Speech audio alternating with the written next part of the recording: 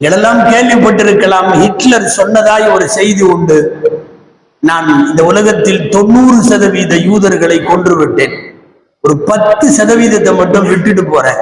ஏன்னா இவன் எவ்வளவு மோசமானவங்கிறத நீங்க அந்த 10% பார்த்து தெரிஞ்சுக்கணுங்கிறதுக்காக விட்டுட்டு போறேன் என்று ஹிட்லர் சொன்னதாய் ஒரு பதிவு உண்டு. ஆக 4 லட்சம் பேரை கொண்ட நெப்போலியன் 60 லட்சம் யூதர்களை கொலை செய்த ஹிட்லர் ஏன் எல்லாம் இந்த சமுதாயத்தை மட்டும் கொல்ல வேண்டும்? காரணம், வரலாறு முழுக்க துரோக வரலாறுகள் மட்டும்தான். இன்றைக்கும் அதுதான்.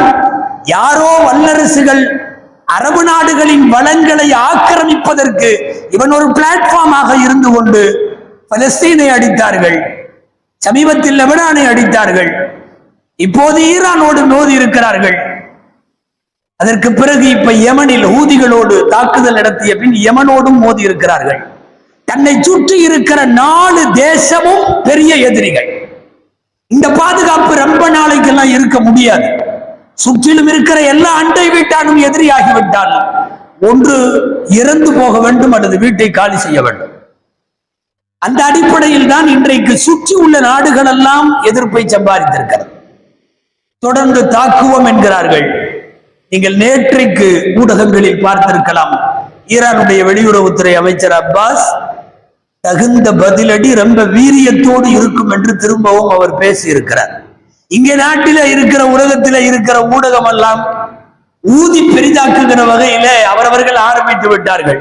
ஆயுதம் இவங்கள்ட்ட அதிகமா, அவங்கள்ட்ட அதிகமா, இவர்களிடம் எவ்வளவு, அவர்களிடம் எவ்வளவு, ஏவுகணை எவ்வளவு, ஸ்கர்ட் எவ்வளவு, என்னென்னமோ பட்டியல் போட ஆரம்பித்து விட்டார்கள். ஒரு போர் சூழல் அபாயத்தை உலகத்திற்கு பெரும் பெரும் நாடுகள் எல்லாம் ஏற்படுத்தவில்லை.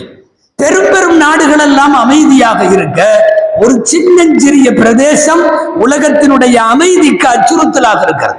கொஞ்சம் கொஞ்சமாக அவர்களுக்கு இருந்த ஆதரவு விலகி போகும். இந்த வாரத்தில் பிரான்ஸ் அறிவித்திருக்கிறது, இஸ்ரேலுக்கான எல்லா ஏற்றுமதிகளையும் ரத்து செய்கிறோம். அத்தனை கோழைத்தனமான முடிவு என்று அந்த இஸ்ரேலுடைய பிரதமர் பேசியிருக்கிறார். ஆனால் அமைதிக்கு உலகத்தை இட்டு செல்ல வேண்டுமானால் இஸ்ரேலுக்கு ஆயுதம் வழங்குவதை நிறுத்த வேண்டும் என்று தெளிவாக பேசியிருக்கிறது இன்றைக்கு பிரான்ஸ். எல்லாத்தையும் விட ஆபத்து அதிகம் என்பது இந்த உலகத்தில் யூதர்களுக்கு தெரியும். யூதர்களுக்கு தெரியும். காரணம், பலஸ்தீன் என்பது கியாமத்து வரை நீ ஜெயிக்க முடியாது, ஜெயிக்கவே முடியாது.